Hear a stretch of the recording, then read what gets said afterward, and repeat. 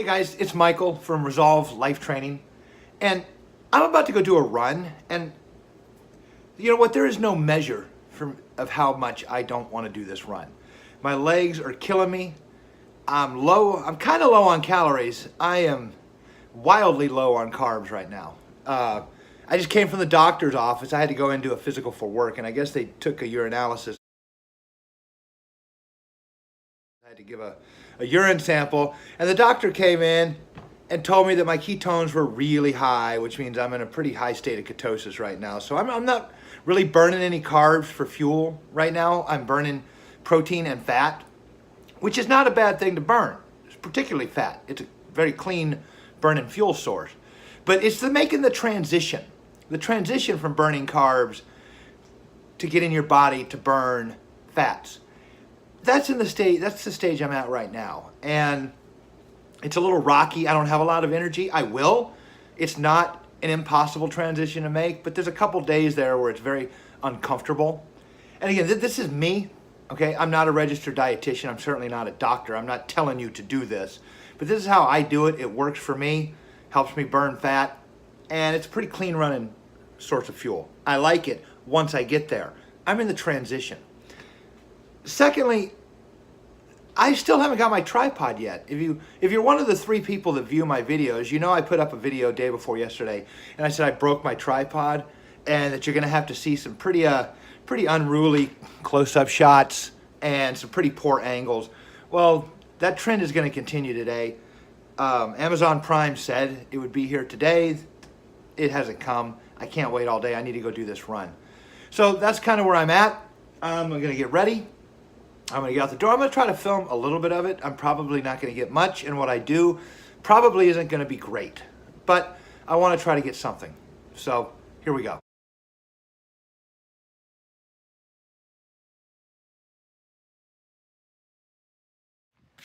"90 degrees, feels like 96, and it's 53% humidity. So, yeah, at the very least, I envision this is gonna be kind of an uncomfortable run.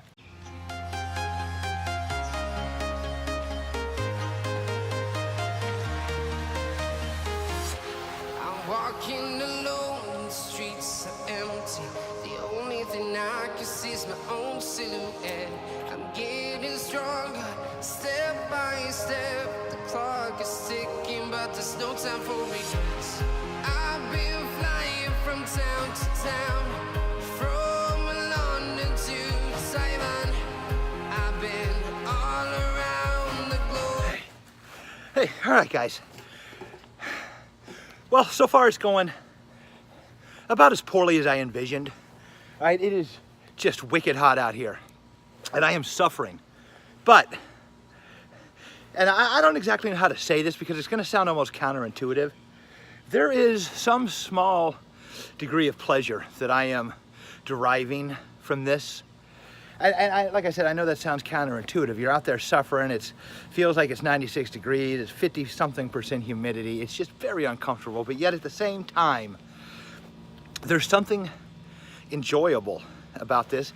And I think it comes from the satisfaction of knowing you're doing something that your brain told you that. And this is the kind of thing that a reasonable man might want to avoid, feeling the way I feel, the conditions being what the conditions are. This is certainly something a reasonable person would pass on. And I think that's where this odd sense of pleasure, or maybe it's satisfaction, is coming from. I think something like this is necessary every day in everybody's life. Go out, do something you don't normally do, something that is wildly uncomfortable, something that you're afraid of, go out and tackle it every single day. I really believe that there's something to be gained from that sense of satisfaction from doing it. No, this isn't comfortable, it doesn't feel good, but in the long run it's good for me, it's good for my body, it's good for my mind, it's good for my heart. And I don't just necessarily mean thump, thump, thump, thump, thump, thump. Heart, will, guts, it's good for that. Go out and tackle something every day. something you're afraid of, something that's uncomfortable, something you have told yourself you'd rather pass on, go do it. That project you've been putting off, put some work into it. The friends you've been meaning to visit that you haven't, and now you don't know how to talk to them because you haven't spoken for so long. Pick up the phone and call. Yeah, it's gonna be a little uncomfortable. Get past that. That walk around the block, yeah, it looks like it might rain. Yeah, it looks pretty warm out there. I don't know. Go out and do it. It doesn't have to be climbing a mountain. It doesn't have to be jumping out of a plane, although I've done that a lot. It's a lot of fun. But make yourself go out and do something that common sense might dictate you should pass on, something you're afraid of, something that's uncomfortable. I really am, oddly enough, deriving a very keen sense of satisfaction. Keen's not the right word. A very strong sense of satisfaction from doing this. Now it's time to get back to it.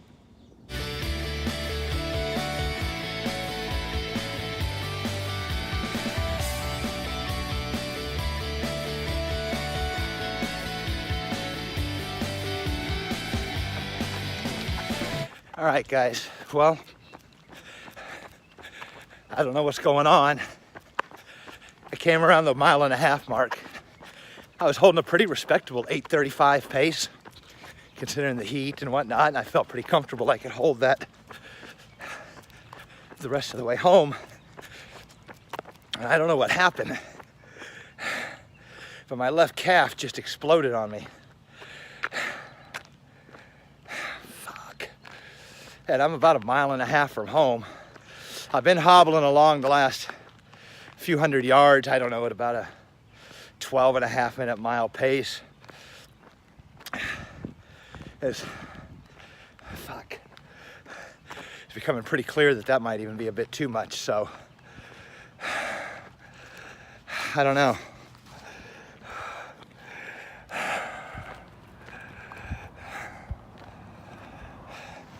Yeah, I'm kind of fumbling around with the camera. I know it's moving around, I can't help it.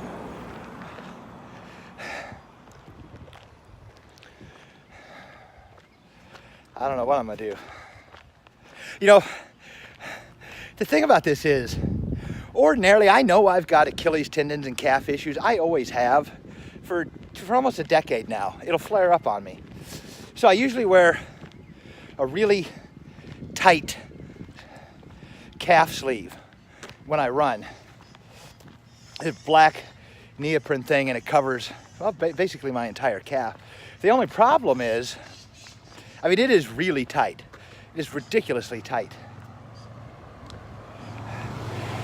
And since I broke my collarbone, I haven't been able to grip it hard enough and pull it hard enough to get it over my heel and up around my calf.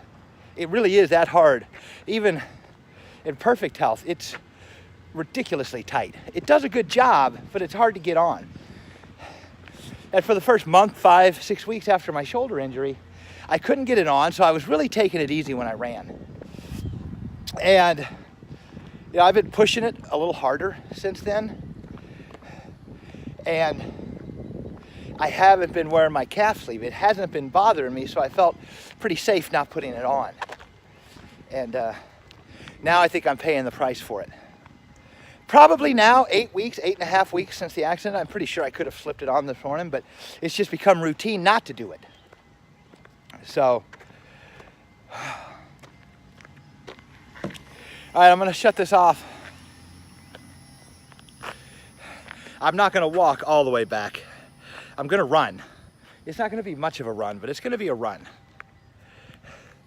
Which, incidentally, here's a little bit of training for you. What's the difference between a walk and a run? When you're walking, one foot is always on the ground. No matter how fast you're doing it, even if it's competitive race walking, one foot always has to be on the ground.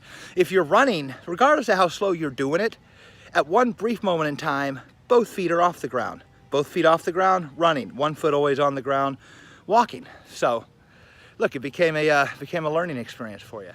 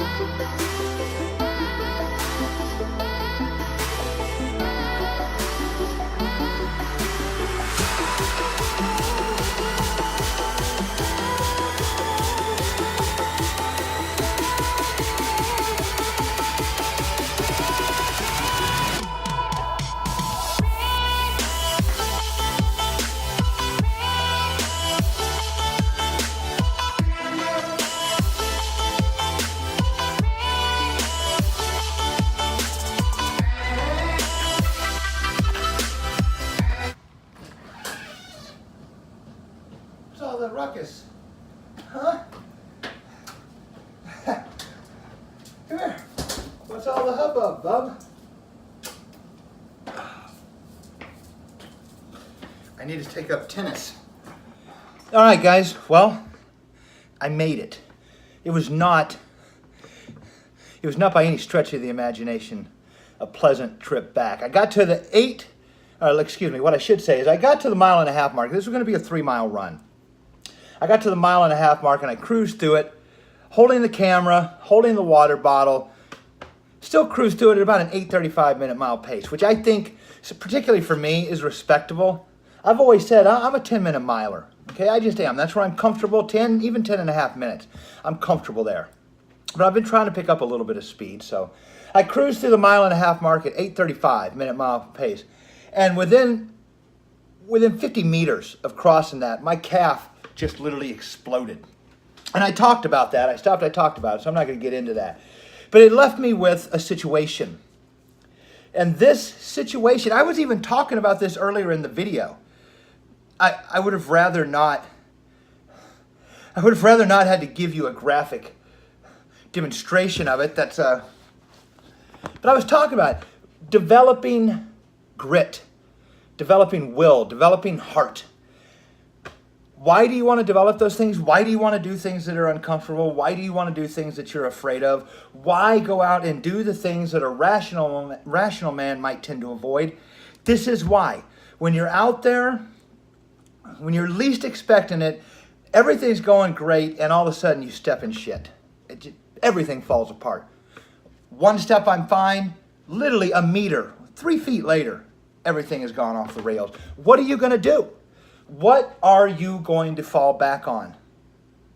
You're not going to fall back on your video games or your couch or your binge watching Netflix. You're not going to fall back on that and find what it takes to hobble that last 1.5 miles, 2 miles home on a leg that's so painful you can't barely stand to touch it. You're going to have something to fall back on. There's no one to call for me. Trina's at work. She already had to leave once 2 months ago to come get me and take me to the hospital. We can't make a pattern out of that. That's why. You saw how I got home. I fucking ran home. All right? Granted, I passed the 1.5 mile mark at an 8:35 minute mile. I came home, I think, at 11:40 is what the ultimate time was. So I lost over a 3 minute per mile pace in a 1.5 miles. That's not good. But regardless, I had something to fall back on. Okay? It wasn't a tragic accident, and I wasn't an insurmountable amount of miles away from home. But I was an uncomfortable amount of miles away from home, and it does hurt. At any rate, I had something to fall back on. That's why you do that which is not comfortable to you. That's why you do the things that you are afraid of. Develop the grit, the will, the determination. Be able to look back on something and say, I have fucking done worse than this. I can get home. That's why you do it. That's it.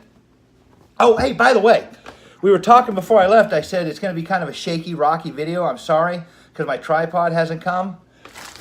Came home to find this. So, at any rate, till next time, this is Michael, Resolve Life Training.